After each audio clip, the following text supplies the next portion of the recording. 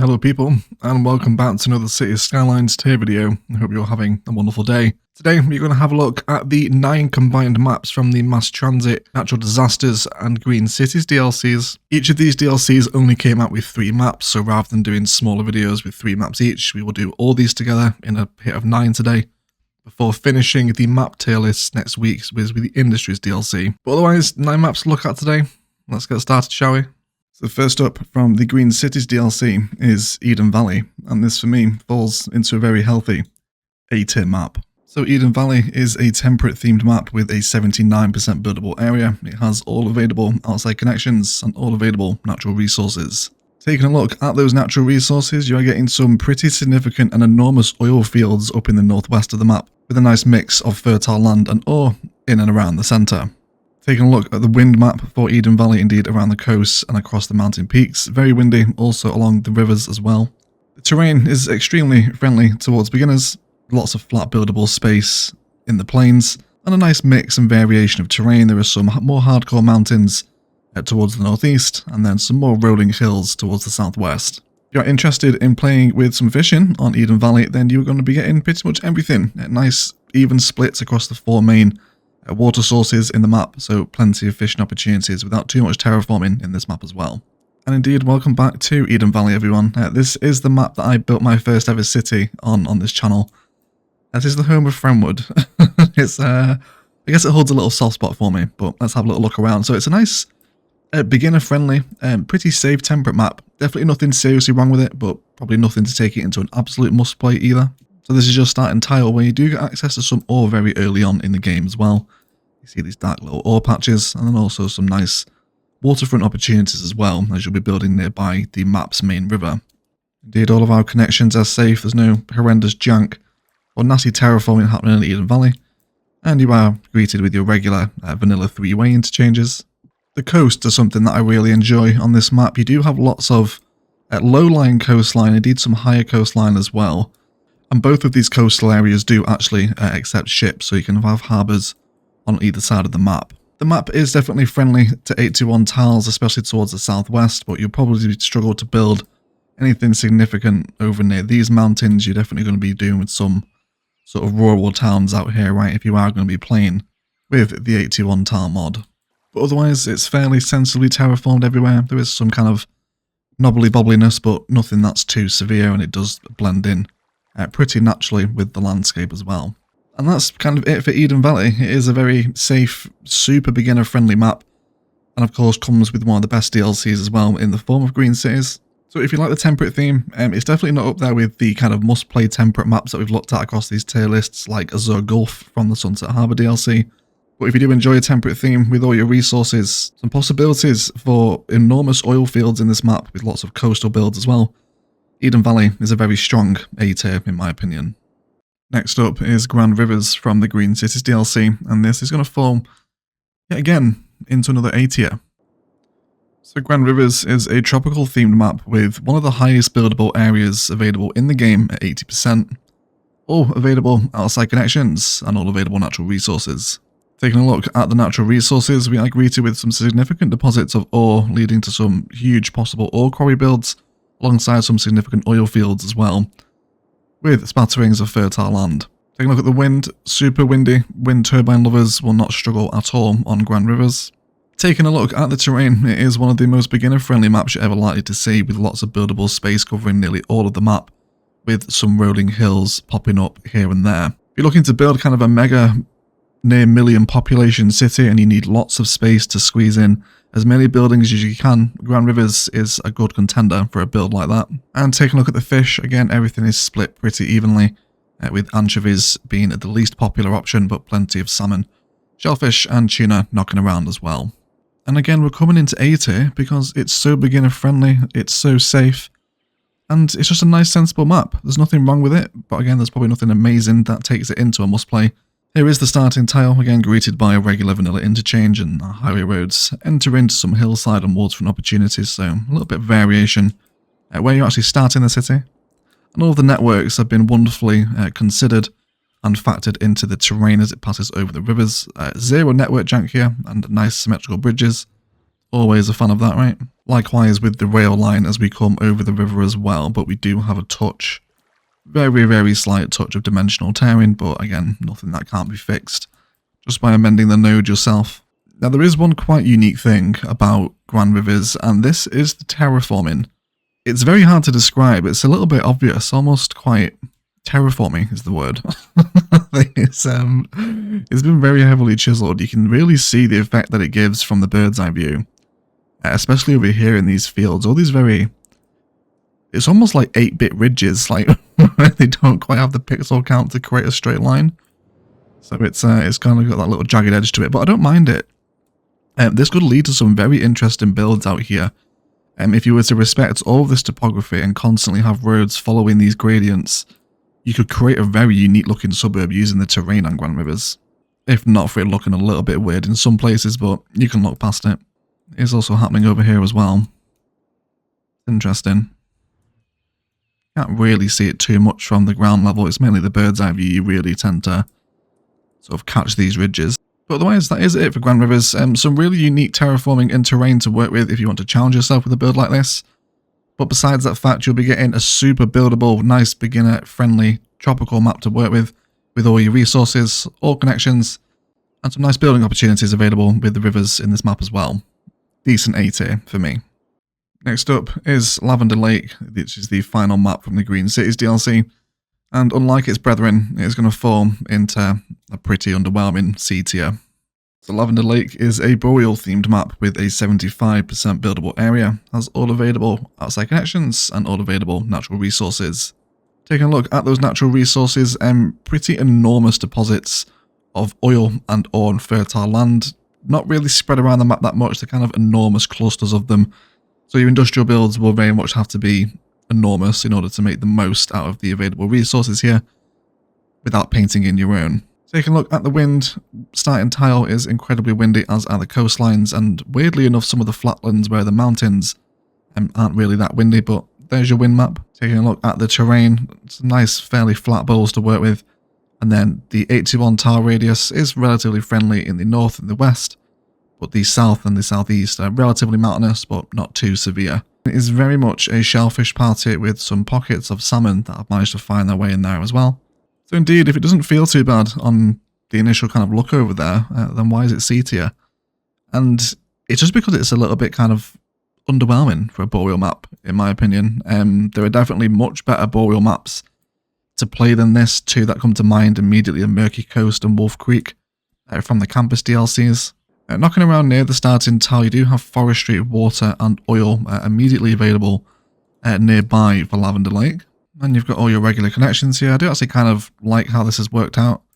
The vanilla interchange is almost tiered here with its layers. Don't mind that. That's quite a nice little variation of a horrible design, I suppose. And oh no, everyone. Welcome to, by far and away, the worst bridge jank we've ever seen in one of these tier lists. Look at that. That is not good news, is it? That is not great. Oh dear. So again, it can be changed, so... but it definitely should not come like that. The river terraforming isn't the worst, but it's not the best either. I can just about be accepting of this when we're working with kind of lots of these mountainous lakes and these big sloping hillsides up. Don't mind this so much. It's more of where we start getting a little bit high and nasty near the regular vanilla terraforming that we all know and love. Taking a look at your mountainous terrain, it is just about rolling green hills. It does threaten to become mountainous in certain parts, but otherwise it is relatively buildable. You will just be playing with some nice rolling green hills vibes, so definitely some room out in the 81 tile radius if you want to go and explore that way. And there is lots and lots of extremely thick conifer forest all over this map as well. And the coastlines, it's good that it has coastline. Of course you have waterfront opportunities here. But I don't know, I just find the coast a little bit underwhelming. Some of the terraforming is going to be awkward to work with. Some of it's not so bad, like over here, for example. But yeah, I don't know. It's just, I hope you can all agree, and just when you put this next to Murky Coast and Wolf Creek and any of the other favourite boreal maps that I've ranked higher than this one, this is just a kind of a bit of a boring boreal map, to be fair. But it's definitely not a crap map if you do want a safe boreal theme with all your connections, all your resources. some friendly buildable terrain, but perhaps not the most visually eye-drawing map in the world. And LavenderLake might be up your street, but C tier for me. Next up is Arid Plains from the Mass Transit DLC, and this for me is going to fall into another healthy A tier map.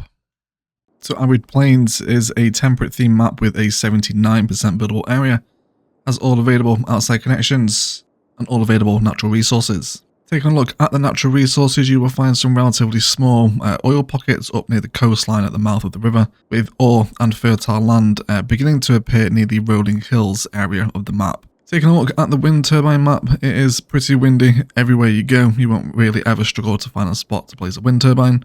The terrain is probably one of the most beginner-friendly maps you're ever likely to see. Very flat, super buildable spaces, and the terrain that does elevate is just very light rolling hills.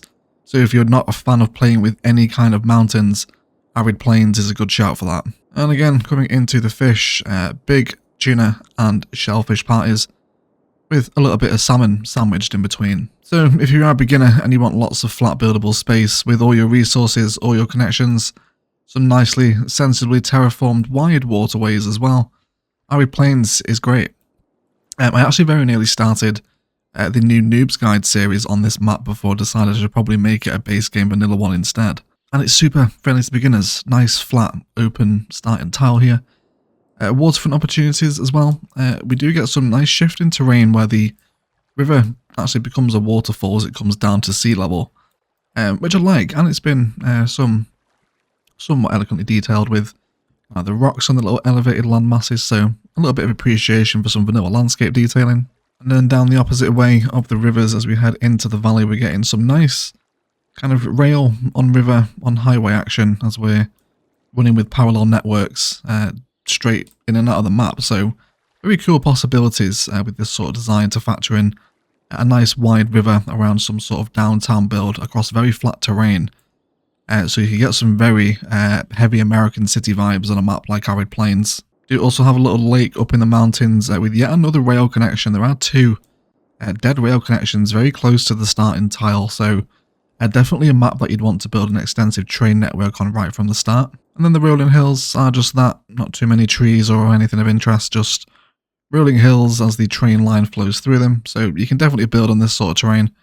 There is even some kind of flatter, more friendly spaces in here as well for larger structures. And again, a little bit of appreciation here for a very slight elevation in the rail line as it runs parallel with the highway for nearly the entirety of the map, to be fair. And then you do get another dead end, so you've got three dead rail lines there.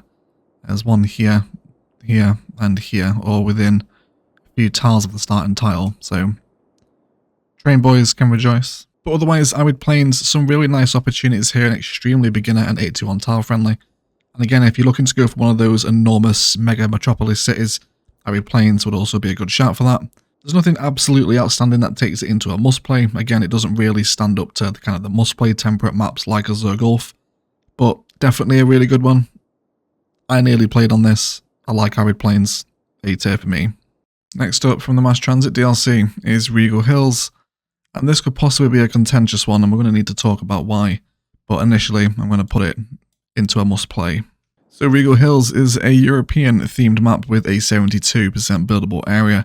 It has all available outside connections and all available resources, but very little oil and fertile land. Taking a look at those natural resources, your main industry is going to be forestry or ore, with these tiny little smithereens of ore pockets on the east and the west of the map, and some very faint sprays of fertile land in there as well. Incredibly windy map, so wind turbine users can enjoy this map, no problem. The terrain, you will nearly always be fighting the terrain on this map. If you are not a fan of building on slopes, you will hate Regal Hills. That's kind of why. This one's going to fall in a lot of different tiers for a lot of different people, depending on what you do and don't enjoy, but I'll talk about why it's a must-play for me in a bit. If you'd like to do some fishing in the Regal Hills, it is very much anchovy and shellfish parties with salmon knocking about in the rivers. So Regal Hills, why is it a must-play? For me, because of its landscape, very, very unique, and if we take a look over to this kind of big lake here, we can see why. Lots of Regal Hills, as it's taking after its name. But the rivers coming down the hills here, I'm a huge fan of this. And I imagine this would be extremely fun to build with. having lots of different designs and almost some country road vibes coming down here. Also get towns up and against them. But you can see what I mean, right? You are nearly always going to be fighting the gradient in the terrain here. Very little flat space. And then again, heading over to the other lake, we're getting these little descending rivers coming down into here. So it's really falling into a must play to me because of the very unique landscape that it presents, especially here, like where it comes through the little meadow and opens out into a little bit of a bay. Really interesting European landscape to play with. However, there are some things that are wrong with the map that you will need to fix yourself if you plan on sticking around here for a while. And this is the highways. So again, we discussed this in the last tier list. We know that highways can go up and down, but they definitely don't do like a big banana boat bridge like that, okay? Doesn't happen. You don't. Like, yes, they do go up and down, but it's slowly and over time. Not like this. Right? There's some nearly as bad as Cavern Coast highway jank happening here, so I would definitely rip all of this out and either just make it a straight line or totally rework the position. I appreciate the fact that it's flowy, but it's so up and down and the bridges aren't remotely symmetrical and it's just not nice, is it? It's just not nice. And then this is where we're getting the near bad levels of Cavern Coast highway. It's not quite as bad as Cavern Coast is, but yeah, it's not great. So this would definitely pull it out of must play for me usually, having these sort of bad highways. So really interesting landscape to be working with in Regal Hills, and again this one will probably be quite controversial. This one could fall lower for a lot of people, and I totally understand why. But for me, really unique waterways, nice landscapes, all connections, all resources, if very little oil. I would give time to Regal Hills. I'd advise you guys check it out and see what you can come up with around the waterways. Must play for me because of that. Next up is Seven Lakes, which is the last of the Mass Transit DLC maps. And this to me falls as a healthy middle of the road B tier map. So, Seven Lakes is a boreal themed map with an 81% buildable area. It has all available outside connections, all available natural resources, but very little oil or fertile land in this map. Wind turbine lovers will not rejoice this time, as you will see that the wind turbines only really focus in and around the Seven Lakes themselves, alongside some mountain peaks in the 81 tile radiuses. Taking a look at the terrain, an enormous flat basin to be working with around all the water, and the 81 tile radius is rolling hills / somewhat mountainous terrain, depending which direction you go. And indeed, if you are a fan of fishing the Seven Lakes, then you will only be able to catch anchovies with some salmon knocking around. So it's boreal, it's B tier, and why? Just because it's a kind of happy, safe middle of the road. Again, referring back to the one we put in C tier, there's better boreal maps than this, but this one's certainly better than the other one. And really interesting kind of landscapes and layouts with the Seven Lakes, of course, taking after its name. So you could take this theme in lots of different directions. There is just one highway and one rail in and out of the map, and again, there's no horrendous terraform going on here, right? These are much more kind of sensible highway slopes.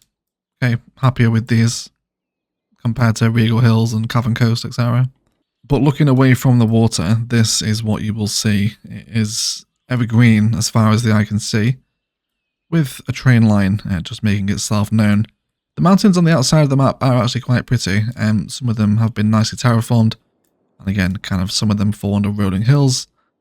Some of the taller ones over in the peaks will borderline turning into mountains, so we start to get some higher, nicer landscapes down in the valleys as you follow the river out of the map. So if you're interested in playing with quite a unique boreal map, but again, probably not the most interesting of the vanilla boreal maps anyway, then Seven Lakes can do a job for you. Again, some wonderful waterfront opportunities with the Seven Lakes themselves. If you are a fan of doing very large industrial areas and without the extra landscaping tools, you are going to struggle in this map away from forestry. So if you want to have enormous farms or oil fields or quarries, it's not going to happen here. So bear that in mind with your decision. But there is some nice ideas. It's not the most horrific map in the world. There's definitely worse and there's definitely better. Middle of the road, B tier for me. Next up is the first of the natural disasters maps, and the first one is Prussian Peaks, and this 100% falls into crap map. So Prussian Peaks is a boreal themed map with a 52% buildable area. It does have all available natural resources, but very little fertile land, and it also has no sea connection. The map is extremely mountainous, making it incredibly impractical and 100% certified state recognised bum cheeks. Taking a look at the natural resources, we are getting forestry everywhere, of course, with the trees, but significant deposits of ore around the waterways and the mountains, with a single oil field in the middle of the map. The map's wind turbine lovers will get the most use out of them across the mountain tops and nearby in the water. The terrain, probably the most unfriendliest terrain in the game. Now, I'm kind of aware that this is tying into its whole theme. It's very much a challenge map. You're not going to come into this map and build any significant city. The terrain is extremely harsh. And coming into fishing, you're getting split of all four in even pockets across the map, with shellfish mostly dominating. So, Prussian Peaks is a full-time joke, right? This is like my worst nightmare. This is, for someone who finds a lot of fun in trying to build detailed, good-looking cities, this map is my worst enemy. Like, this is like the frying pan to my egg, okay? This is why we don't mix well together. Like, it doesn't end well for me. This is what I'm trying to say, right? Like, it's a super pretty looking map. Totally agree with that. Very nicely terraformed mountains, but incredibly impractical for building any kind of major city here. We're also getting some flooded vanilla detailing abandoned lighthouse action towards the rivers, and there's nothing drastically wrong with the road connections for most of the part. We are coming across some slight highway swoopage, but I'm relatively accepting of this. It's not too bad. This is your starting tile, where it does actually leave you with the one-way roads, which is unusual. These are usually the 3-lane ones, but just 1 lane's for your starting tile, which immediately drops off an extremely harsh cliff and into the water. And you actually have to say, for a map that is as mountainous as Prussian Peaks, the highways are fine. Like, what the hell happened? Like, why are they so different? Like, you think they would be wild on a map like this, right? But no, like, they have had a little sort of gully terraformed for them so they can flow sensibly through the landscape. Extreme coastal regions, nothing but very sharp cliffs off into this main bay, which is where the river feeds out into. So totally unfriendly to any serious builds. So for Prussian Peaks, it is very much kind of a joke map, right? It's there for as a challenge, and in its defense, it would be fair to kind of come through here and make a city that is entirely comprised of just rural towns in and all these little spots where you can just about find some buildable space in and amongst the mountain ridges and peaks. But from playing Cities Skylines, as Cities Skylines is kind of meant to be played, you kind of build suburbs and downtowns, and the way most of us play the game, it's massively impractical for that style. But if you fancy a challenge and a very different style of building, then give Prussian Peaks a go, but that's really all it's good for. Next in line from the Natural Disasters DLC is the Archipelago, and this is going to go, perhaps surprisingly, into a must-play. So the Archipelago is a tropical themed map with a 21% buildable area, which is the lowest in the game. It has no rail connection and has a very small amount of fertile land, but 0 oil and 0 ore. Taking a look at the wind, all around the land masses and waterways is incredibly windy, as you would expect. The terrain, easily the most unique feature about this map, and we'll have a little explore as to why this makes it a must-play as we come into it. And the fish is absolutely swarming with prawns, crabs, and more of our crustacean friends. So indeed, why is it must play? So it's kind of in the same vein as Prussian Peaks, but the opposite end of the spectrum. So rather than being awkward and difficult to play with like Prussian Peaks, the Archipelago is the total opposite. It's flat, there's lots of water, and it's very flexible. Huge possibilities with this map, including lots of interlinked island ways, massive extensive ferry networks, isolated communities that are only accessible by ferry, enormous reclaimed man-made airports using the new Airports DLC. You can even start to reclaim land in some sort of Dubai palm tree fashion if you want, and start to head down some very heavy tropical vibes. Now indeed there is a fair few drawbacks with the map, of course. No industry apart from forestry could be a drawback for some people, and also no external trains could also damage the opinion of some too. But all your networks are nice and sensibly drawn in, bearing in mind what they're actually coming over here. You know, usually the bridges can get pretty nasty, but this is all wonderful. Nicely terraformed, coastlines as well. Very easy to work with. Some classic vanilla detail as we pass by the highway. I can appreciate that placement and orientation.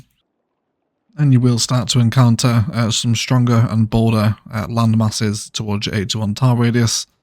So not too much building to be done out here probably, but plenty of space out within the archipelago itself.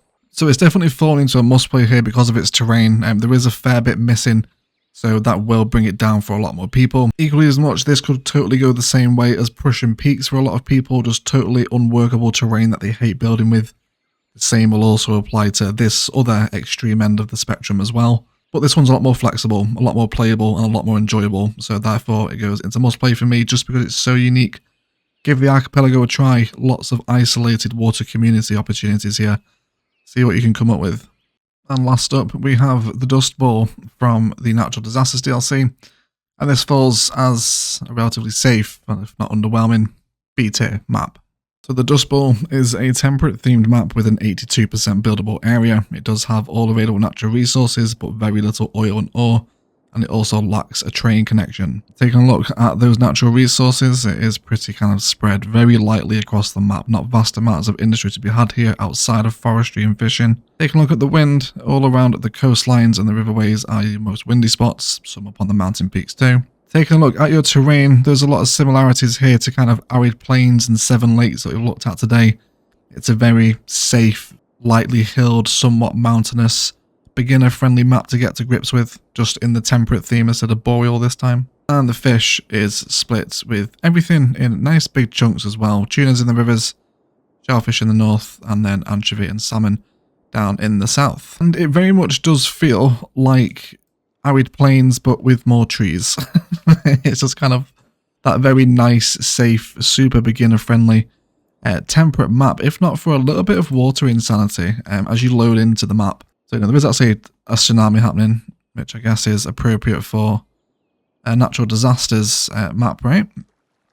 So the waterways are a little bit crazy, but it will calm down. Again, in and around your starting tile, you've got lots of flat buildable space. Very friendly for beginners, including a riverfront to work with as well that heads out into one of your oceans over here. And then your network connections, nothing wrong with these. They're just kind of sweeping slowly but surely up a hillside. And your coastlines are all sensibly terraformed. You've just got a nice smooth gradient down here to get involved with some waterfront builds if you want, or to start chiseling out tiers with your terraforming tools to start dealing with waterfront builds. But other than that, there isn't really too much to talk about. Like I've said, it's very much in that same vein of Seven Lakes and Arid Plains. It's just a safe bet within its theme that's very friendly for beginners. The lack of a train line and lack of any heavy industry in this map probably keeps it out of sitting alongside Arid Plains in that A tier. But if you want a safe map with not too much heavy industry, nice flat buildable space, and most of your connections lacking a rail, then you can give the Dust Bowl a go, but there's better temperate maps than this one. Okay guys, that is going to do it for today. Let's thank you all so much for watching. If you've enjoyed this little 9-hit tier list, please do leave me a like below. Even as much if you haven't enjoyed it, leave me a dislike as well. If you've really enjoyed it and would like to help support the work, of course, do check out InstantGaming for some insane prices on your favourite games. It really does help support me. And Patreon if you are just madly in love as well. Only one more map tier list to go now. Industries is the next and final one, and then we can finally move on to something other than maps. Probably do unique buildings, I think, after the final map tier list next week. But either way, hope you enjoyed it. Do let me know your thoughts and opinions. Probably some quite controversial choices in this one, so I'll be eager to see what you guys think down below. But otherwise, I want to thank you all so much for watching, and as always, enjoy the rest of your day.